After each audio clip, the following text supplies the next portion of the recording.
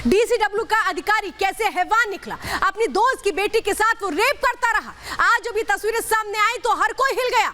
महापाप की वो पूरी कहानी सामने आई जिसने कैसे एक लड़की की जिंदगी को तार तार कर दिया। लेकिन सिर्फ अकेला ये अधिकारी नहीं था, इसकी पत्नी भी कैसे इसमें शामिल थी। इस महापाप में कैसे ये पूरा मामला निकल करके सामने आया, ये बताती हूँ। नाबालिग को पैनिक अटैक आने लगे। पैनिक अटैक के बाद उसकी जो माँ है उसको अस्पताल लेकर जाती है। फिर अस्पताल में डॉक्टर्स उसका जो साइकोलॉजिकल टेस्ट होता है वो करते हैं, उससे बातचीत करते हैं। और इसी थेरेपी के दौरान वो जो पीड़िता है, नाबालिग पीड़िता ने अपनी आप बीती बताई। प्रमोदा खाका की हैवानियत की एक एक कहानी डॉक्टर्स को बताई। पीड़िता के पिता की मौत हो गई थी जिसे ये अधिकारी अपना दोस्त कहता था। आरोपी अफसर के घर पर रहने के लिए ये पीड़िता गई थी। अक्टूबर 2020 से फरवरी 2021 तक वो इसी घर में रही थी। और इस घर में कैसे ये अधिकारी इसका कई बार रेप कर रहा था, जिसके बाद ये गर्भवती होती है। पत्नी की मदद से एक बार गर्भपात भी करवा देता है ये अधिकारी। सोचिए, आपके भी होश उड़ रहे होंगे इस मामले को सुनकर के। हर किसी को गुस्सा आ रहा है कि कैसा ये शख्स था जो अपनी दोस्त की बेटी के साथ इस तरीके की हैवानियत हरकतें कर रहा था। तो दिल्ली में ये पूरा खेल चल रहा था डीसीडब्ल्यू में, जहां पर कहा जाता है कि महिलाओं के अधिकारों को सुरक्षित रखा जाएगा, लेकिन वहां कैसे एक लड़की की जिंदगी तार तार हो रही थी। इस अधिकारी ने तार तार की, गिरफ्तार कर लिया गया इस अधिकारी को। स्टूडियो रिपोर्ट देखिए। हमने सुओ मोटो ले लिया है, लेकिन हम इंक्वायरी भी करने जा रहे हैं। दिल्ली सरकार क्या सोई हुई थी? राजधानी में रक्षक बना भक्षक। दिल्ली में अफसर का महापाप।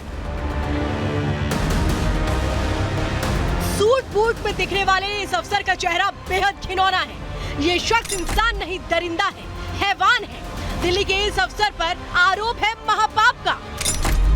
महापाप करने वाला ये अधिकारी दिल्ली सरकार के महिला और बाल विकास विभाग में डेप्यूटी डायरेक्टर के तौर पर तैनात था। वही विभाग जिस पर महिलाओं और बच्चों की सुरक्षा, स्वास्थ्य और विकास का जिम्मा होता है।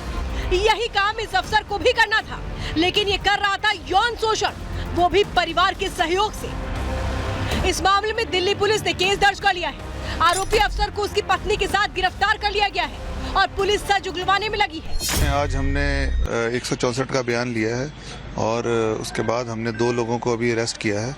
एक हैं श्री प्रमोद खाका, department of women and child development में डिप्टी डायरेक्टर की पोस्ट पे है। सेकंड इनकी वाइफ हैं, सीमा रानी उनका नाम है। आगे तफ्तीश जारी है। पुलिस अपना काम कर रही है। इधर आप सरकार में हुए इस महापाप को लेकर सियासत गरमाने लगी है। बीजेपी ने आरोपी अफसर का अपॉइंटमेंट लेटर जारी कर केजरीवाल सरकार को घेरा। तो आप सरकार के मंत्री कह रहे हैं अफसर के निलंबन का आदेश दिया जा चुका है। ये व्यक्ति जो सरकारी नौकरी में है और सरकारी नौकरी में रहते हुए यानी पढ़ाई लिखाई इस व्यक्ति को सुधार नहीं पाई। दिल्ली के अफसर ने जो महापाप किया उस पर लड़ाई सिर्फ राजनीतिक नहीं है, बल्कि महिला आयोग भी आमने सामने है। इतना पावरफुल आदमी कि उसके खिलाफ पिछले 10 दिन तक दिल्ली पुलिस ने अरेस्ट ही नहीं करा।